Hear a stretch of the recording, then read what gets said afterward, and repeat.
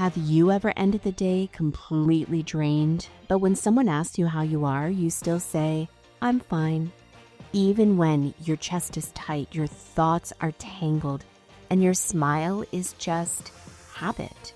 If that sounds familiar, you're not broken. You're just carrying more than what people see. Welcome back to the Courageous Exchange. I'm Deb Carville, coach, leader, human, and today we're going to talk about something that lives in the background of so many leadership moments. The invisible load, that quiet weight you carry behind the scenes, the emotional energy spent holding space for others, the responsibility you feel even when no one says thank you, the backpack full of expectations and empathy that never quite comes off. Because here is what is honest and true. You can be smart, strategic, and strong and still come home with a lump in your throat and a mind that won't stop spinning. It's that kind of tired that no nap can fix. And it's time we talk about it. I've felt it lately. The meetings where I smile, nod, guide, and then come home and just melt. I kick off my shoes, I close the laptop, I sit in the quiet, and my body finally admits what my spirit already knew. I've been carrying a lot. You ever have one of those days where you can't quite name it, but everything just feels heavy? Like you've been running on emotional fumes, hoping no one notices, because there's no time to pause. It's like carrying a suitcase you didn't pack, but it's full of other people's expectations, shifting priorities, unanswered emails, emotions left unsaid. And just when you think you've set it down, someone hands you another bag. And you might not even realize it, but part of what's weighing you down is all the tiny, constant decision-making. How to respond to that message, how to navigate the tension in a meeting, whether to push a deadline or protect someone's bandwidth. It all adds up. Psychologists call it cognitive load, and it's real. The mental juggling you're doing, it can wear you out faster than a packed calendar ever could. Here's what I want to say today. With heart and without apology, you are carrying more than others see, and that matters. The effort to hold space, the way you shift your tone to keep the peace, the decisions you make at 10 p.m. when no one's watching, that is work. That is leadership. That is heart. And this isn't just something we feel, it's backed by research. Psychologist Arlie Hochschild coined the term emotional labor, the work of managing emotions to meet the expectations of a role.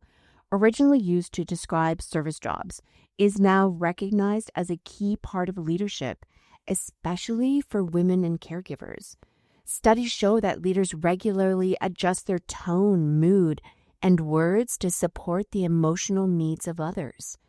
It's not just soft skill, it's emotional effort, and it takes a toll, especially when it's unseen. And here's something else I've been seeing. You're tired, not just from doing too much, but from feeling too much. It's what researchers call empathetic strain. When you're the one absorbing others' emotions all day without anyone pouring back into you, it creates a kind of burnout that's harder to name. You might think, why am I so exhausted? I didn't do that much today. But emotionally, you were on call all day. And that's not weakness, that's a warning sign. So let's take a moment together. Wherever you are right now, give yourself a little space. Drop your shoulders. Unclench your jaw. Soften the space behind your eyes. Breathe in for every time you said, "I'm fine," when you weren't. And breathe out the pressure to hold it all perfectly. One more deep breath. This one's just for you. You're allowed to rest even when nothing is done. You're allowed to feel even when no one else sees it. You're allowed to name what's heavy, not because it makes you weak, but because it makes you real. This week, I want to leave you with this. Your leadership doesn't need a spotlight to be real. Your care doesn't have to be loud to be powerful. And the load you carry, it's okay to set it down sometimes. And if you're someone who's constantly being asked, what should I do? Let's flip the script. Ask instead, what do you think the next step could be? Because part of lightening your invisible load is helping your team carry what they're capable of and building a space where it's safe for them to think, try, and lead too. So here's this week's gentle invitations. Name it. What emotional weight are you carrying right now? Say it out loud or write it down. Naming softens that load. Check your boundaries. Are you absorbing too much that isn't yours to carry? And ask more, answer less. Try, what do you think your next step could be? Empowerment grows when we hold space, not the answer.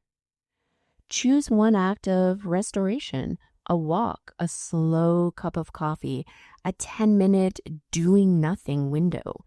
Choose something small and make it sacred. Talk to someone. You don't have to process the invisible alone. Courageous conversations lighten the heart. And affirm yourself.